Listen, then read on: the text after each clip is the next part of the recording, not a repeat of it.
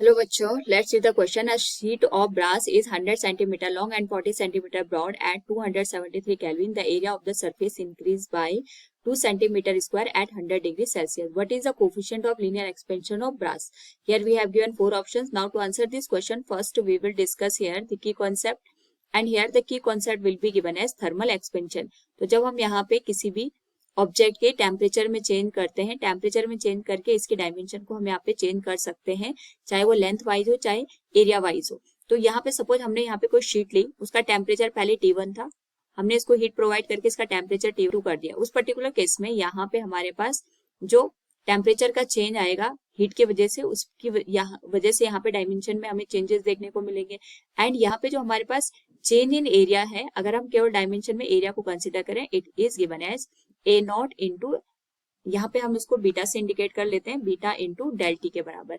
यहाँ पे हमारे पास जो डेल टी है चेंज इन टेम्परेचर को इंडिकेट कर रहा है, ए नॉट इनिशियल एरिया को, and del A is showing the change in area.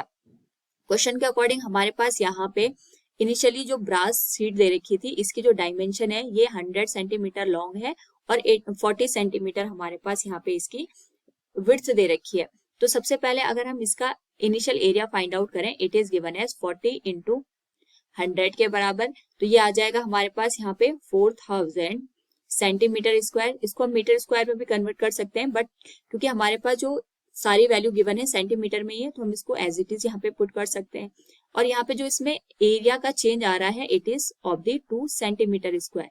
Now अगर हम चेंज इन टेम्परेचर की बात करें इस केस में, तो हमारे पास इनिशियल टेम्परेचर 273 केल्विन था और हमने इसमें 100 डिग्री सेल्सियस का चेंज किया, यानी फाइनल जो हमारे पास टेम्परेचर है वो यहाँ पे 100 डिग्री सेल्सियस हो गया, जिसको हम यहाँ पे लिख सकते हैं 100 प्लस 273 केल्विन में कन्वर्ट करने के लिए। तो चेंज इन टेम्परेचर आएगा 373 minus 273 kelvin, that will become 100 kelvin. Now यहाँ से अगर हम इसको सॉल्व करें, it will become del A equals A naught into beta into del T. Now यहाँ पे डेल ए की जो वैल्यू होगी that will be 2 centimetre square, A naught की जो वैल्यू होगी ये होगी 4000 के बराबर, बीटा की वैल्यू हमें कैलकुलेट करनी है and it will be multiplied with 100।